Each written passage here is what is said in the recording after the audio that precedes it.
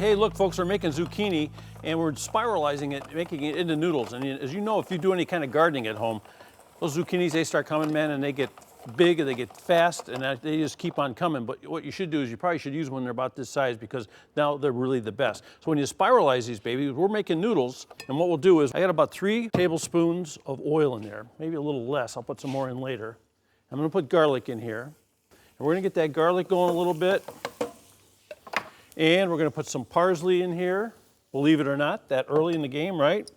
And a 1/4 teaspoon of red pepper flakes and a 1/4 teaspoon of salt. And we're gonna push this around a little bit. I think I'm gonna put a little more oil in there, just a little bit more, because this is gonna be our only sauce. There we go, that looks more like what we're supposed to have. Okay, so we're gonna get that going. And what we wanna do is, the minute that garlic starts sizzling like we see now, see that sizzle? We're gonna start putting some zucchini in here. We're gonna take our zucchini noodles, and we're gonna dump them right in there now.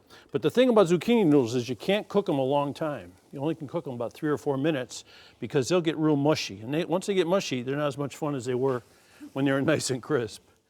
So there you have that. And what we're gonna do is we're gonna toss them around a little bit. Okay, and you wanna do it gentle. You don't wanna beat them up. But this is one of those things you don't wanna cook real through because what happens is they'll get real watery. This is also one of those things after you make it, you wanna serve it right away. You don't make this ahead of time and let it sit around because it'll get a little juicy. But right now it looks like it's doing pretty good.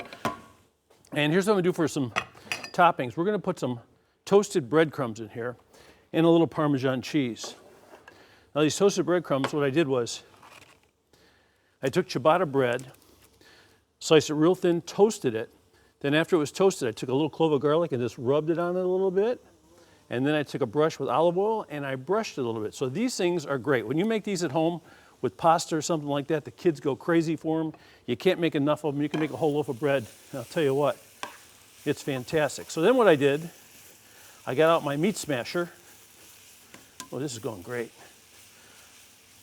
I got out my meat smasher and I put these on a plate like that, and I crunched it up. Little sound effects there, that's free today. And I end up with these beautiful crumbs. I'm gonna put some crumbs on here. Just about half of them because I want to save some for later.